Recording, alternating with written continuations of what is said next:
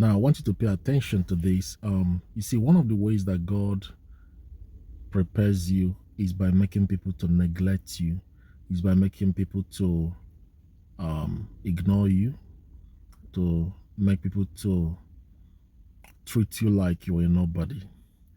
This is one of the strategies that God uses to hide you so he can work on you and train you and prepare you without distractions. You see, if God should prepare you in the light, you will be distracted. So what God does is he will hide you. And when I say hide you, I'm not talking about isolation. I'm not saying that God is going to lock you up in a room. That's not what I'm saying. So what I mean is that God will make people to ignore you. He's going to allow people to neglect you. Sometimes he's going to make people to deny you your rights. And sometimes it means that people will disrespect you so that God will give you attention.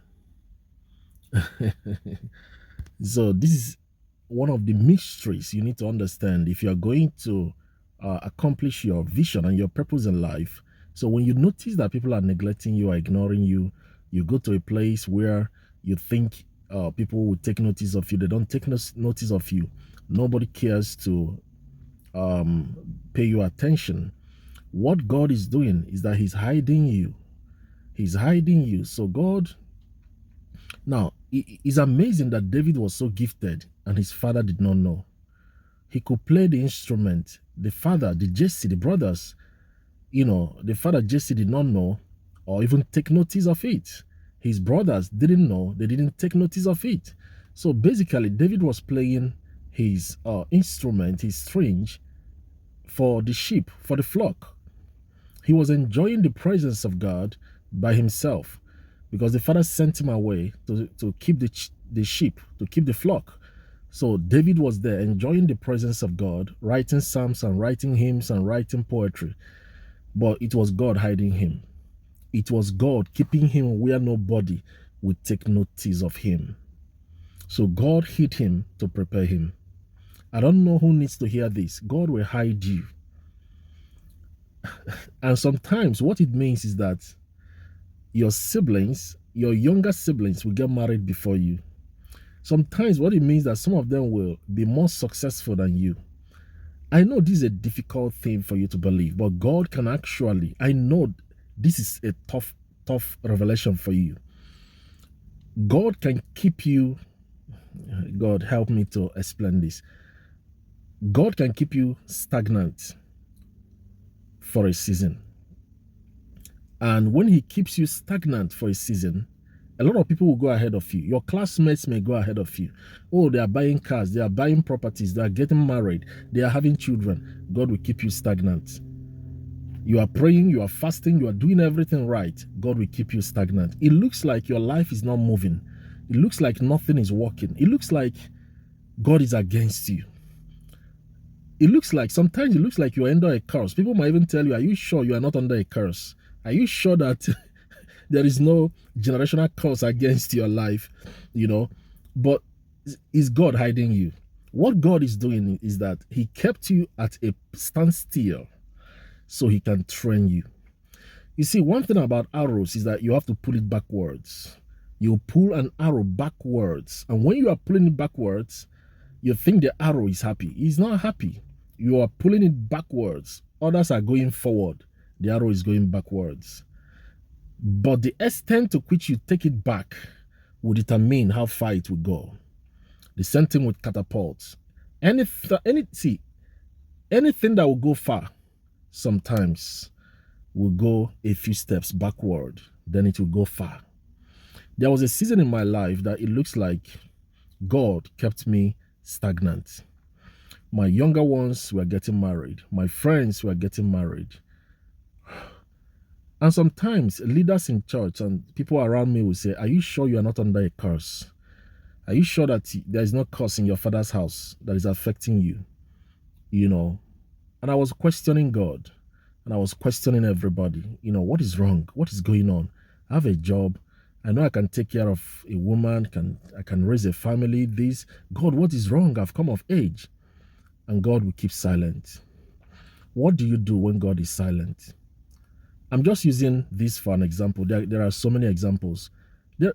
God can keep you in a place where you won't get a job. You have the certificate, you have the training, and God will just keep you at a place where you will not get a job. God can keep you at a place where people will mock you. The Bible said in the book of John chapter 12, verse 24, except a seed falls and dies, it abides alone. But if it dies, it will bear much fruit. I was in that season, and many people were mocking me, talking about me. Some said that the reason you are not married is because you don't smile. Someone actually sent it as a message to me that the reason you are single is because you are not smiling. You should start smiling. People were saying a lot of things. Some say you're under a curse. There's a curse in your father's house. Some said many things. Some said you are waiting for God to give you a virgin, an angel from heaven, so you can marry. And I was dying. And God allowed me to die. So the seed was dead. Listen, I'm just using this as an example for you. God can keep you waiting for a while. There is nothing wrong with your womb. There is nothing wrong with your fallopian tube. But God can keep you without a child. You are meeting your spouse and you are not seeing the seed. You are not seeing conception. I'm not saying you should not go for medical checkup and, do all the medical responsibilities you need to do. But it's possible that God can, I know this is difficult to understand or to even receive. God can actually shut your womb for a while. God shut the womb of Hannah to give her the greatest prophet that ever lived. The Bible said that Samuel, there was no prophet in Israel like him. Every word he spoke came to pass. His word did not fall to the ground.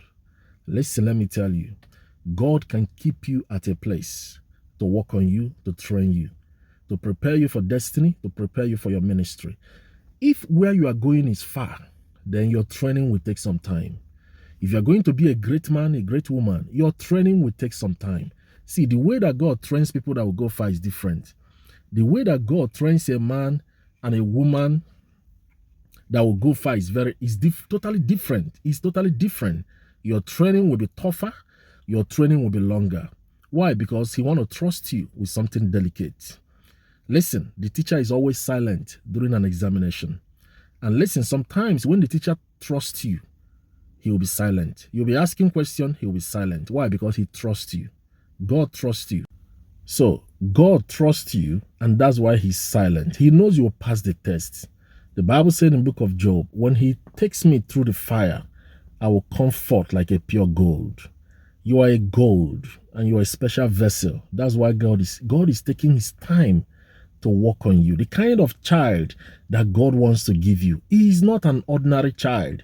About Moses, the Bible said that the parents hid him because he was not an ordinary child. He was a different kind of child. So they hid him somewhere. Listen, God is hiding you because you are special. You are a great person. People like you don't surface carelessly. You don't surface carelessly. So God is hiding you so he can surface you and bring you out at the right time. All right? God bless you. Share this video with someone.